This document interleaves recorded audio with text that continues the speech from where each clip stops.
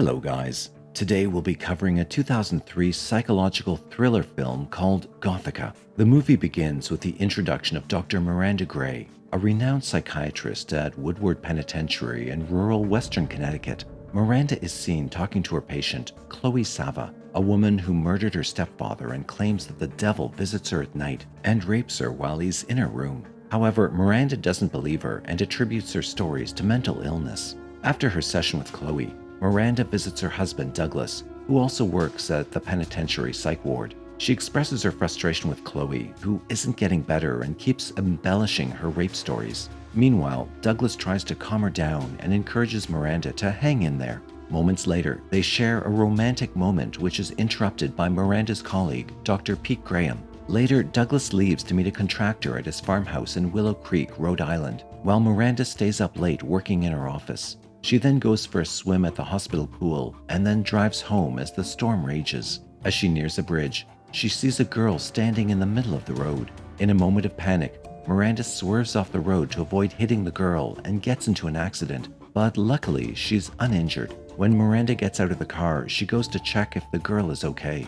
However, when she approaches the distressed-looking girl, she suddenly bursts into flames and grabs a hold of Miranda, who catches fire as well. The scene then transitions to Miranda abruptly waking up in one of the rooms of the penitentiary psych ward without any idea of how she got there. Her friend, Dr. Pete Graham, shows up and tries to help her remember the events that led to her being in the psych ward. Later, shockingly, he informs her that her husband Douglas has been the victim of a brutal axe murder and that she is the sole suspect. As a result, Miranda freaks out at that news so much that she has to be restrained and sedated. Some days later, she's allowed to roam free amongst the other mental patients, some of whom used to be her patients, including Chloe. Later, when Chloe approaches Miranda, she says that she doesn't belong there, but Chloe refutes her claims and says that she's now one of them. Chloe also states that even if she tells the truth, no one will listen to her because she's crazy, and the more she tries to prove people wrong, the crazier she'll look. Then, before leaving, Chloe leaves Miranda with the newspaper cut out about her husband's death. Later that night, Miranda is woken up by flickering lights which startle her. Suddenly, the glass door to her room mists over, and an invisible hand writes the words, "Not alone," on the other side of the door. At the same time, Miranda feels a presence in her room and is scared. However, she manages to convince herself that she's simply hallucinating and spends the rest of the night. The following day, in the showers, Miranda is attacked by the apparition of the same young girl from the bridge. The girl carves the phrase, "Not alone," into Miranda's arm, causing Miranda to panic. However, no one else can see the girl, and Miranda's behavior causes panic in the showers. Next, Miranda is being treated for the wound on her arm. Meanwhile, the doctor starts to believe that she's suicidal and is inflicting the wounds on herself. Soon, Miranda is visited by her friend, Ted, who will be her defense attorney. Ted informs her that all the physical evidence at the crime scene and the murder weapon points to her as the killer, which surprises her. Later, Ted says she may be able to win her freedom if she pleads to temporary insanity, but that's a long shot. Hearing this, Miranda becomes aggressive and immediately denies killing her husband or being crazy. Nevertheless, she continues to be accused of murder even by her husband's best friend, Sheriff Bob Ryan, who verbally assaults Miranda and demands to know why she killed Douglas. Also, Sheriff Bob Ryan forcefully makes Miranda look at the pictures of the murder scene. In one of the pictures, the words "Not alone" are written in blood on a door. Realizing that the same phrase has been carved on her hand as well, Miranda has another freakout before she gets sedated. As she sleeps, she slowly starts to remember what happened on the night when Douglas was killed. During another therapy session, Miranda tells the hospital doctor, Phil Parsons, that someone else was in the house when Douglas was killed, but she doesn't remember who. As they talk, Miranda notices a picture of a girl in Phil Parsons' office. She recognizes the girl she encountered on the bridge on the night of Douglas's death. However, Phil doesn't believe Miranda, and in a surprising turn of events, reveals that the girl is his daughter, Rachel. He further reveals that Rachel committed suicide 4 years earlier by jumping off the bridge where Miranda first saw her. Later that night, an invisible force walks through the halls of the hospital, and only its footprints are visible on the floor. Soon, the invisible force stops at Miranda's door, and Miranda, sensing its presence, wakes up from her sleep. Even though she's scared at that moment, she convinces herself that she's a rational person and doesn't believe in ghosts or the paranormal. But if the invisible force really is the ghost of Rachel Parsons, she should help her be free from her cell. In reply to Miranda, the ghost unlocks the door and Miranda goes free. She even catches a proper glimpse of Rachel's ghost. Without wasting a second, Miranda sneaks into what used to be Douglas's office, and the computer there turns itself on. On the computer, a news article about Rachel's suicide is displayed. Suddenly, in the corner of the computer screen, a camera feed from the hospital's solitary section appears. The feed shows Rachel standing in the middle of the hallway staring up at Miranda through the camera.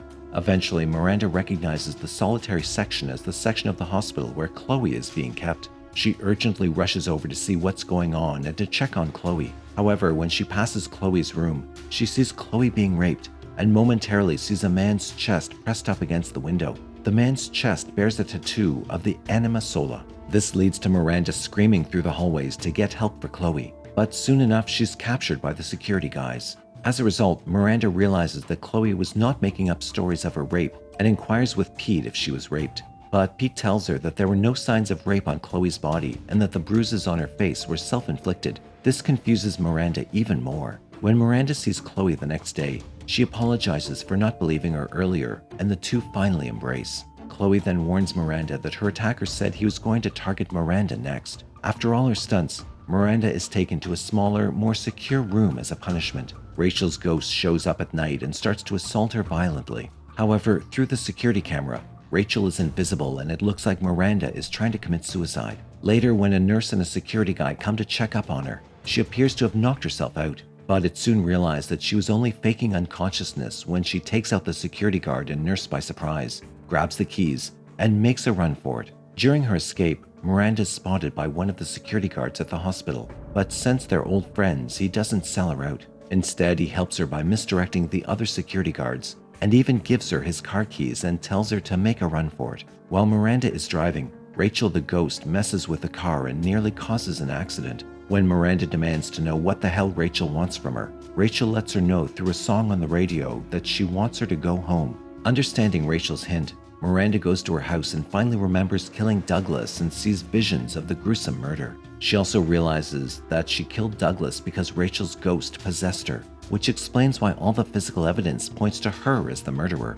However, Miranda still has not completely understood why all these horrors happened to her and her husband, and looks for answers. Then she remembers Douglas going to his farmhouse in Willow Creek earlier that day and believes she might find some answers there. However, when she arrives at Willow Creek, the house there is vacant. In the cellar of a barn, she discovers a room containing a bloodstained bed, restraints, a box containing drugs, and video equipment. She plays the tape that's still in the camera and watches it as a screaming woman is tortured and murdered by Douglas. In the final seconds of the video, Douglas covers the woman's lifeless body with a sheet, walks up to the camera, and proudly says that it's good to be God. Moments later, the police arrive at the scene and an officer draws a gun on Miranda, who's holding a knife. She backs up to a staircase, and an injured girl suddenly grabs hold of her from their adjoining crawl space. The police then quickly rescue the girl while Miranda is taken to the police. Next, Dr. Phil Parsons visits Miranda at the station, where she tells him that Rachel was one of Douglas's victims and that her death was a murder, not a suicide. Before leaving, Dr. Parsons says that after Rachel died, he used to dream of her burning in flames, with her hands held up, kind of like the tattoo of the anima sola on the rapist's chest. Miranda eventually starts to believe that not alone means that Rachel was not Douglas's only victim. After speaking to Dr. Phil Parsons, Miranda calls Pete from jail. She tells him that Chloe's rapist at the hospital with the sola anima tattoo has something to do with Douglas and Rachel's murder. Meanwhile, Sheriff Bob Ryan talks to Miranda about how she came to know about Douglas's crimes. On the other hand, Miranda realizes that the meaning of not alone is that there was a second killer involved in the murders. Using her experience as a psychiatrist, she builds a psychological profile of the second killer and realizes that Sheriff Ryan fits the profile perfectly. Suddenly, he reveals himself to be the other killer and attacks her, revealing his anima sola tattoo during the fight. Not only was he Douglas's partner in crime, but he's also Chloe's rapist. Just as Sheriff Ryan is about to inject a syringe into Miranda, Rachel's ghost comes in with a much-needed assist and makes the lights flicker. This enables Miranda to turn the syringe on Ryan and run away from there. As he goes searching for Miranda, Ryan, under the influence of the drugs, begins ranting about the numerous murders he and Douglas committed. He then reveals that they started secretly raping and torturing women at Willow Creek, with Rachel being their first victim. After firing his shotgun, Ryan causes a gas leak in the police station. He then sees Rachel's ghost and fires shots towards her, which causes an explosion and sets him ablaze. At last, Miranda finishes him off by shooting him dead. Meanwhile, Pete, who also figured out the mystery, arrives at the station worried about Miranda's safety. He's relieved to find Miranda unharmed, and he mouths the words, "I'm sorry," to her through the soundproof glass. The scene then transitions to 1 year later in the future. Miranda is seen walking Chloe on a city sidewalk, discussing how they both helped each other come to terms with their experiences. Miranda claims to be free of all ghostly influence and sends Chloe off in a taxi. She then sees a young boy standing in the middle of the road who appears as though he's about to be struck by a fire truck. But after the fire truck passes through the boy without harming him, she realizes he was only a ghost. In the final scene, as Miranda walks away, a poster of a missing child is shown, and he is the same ghost boy Miranda saw earlier.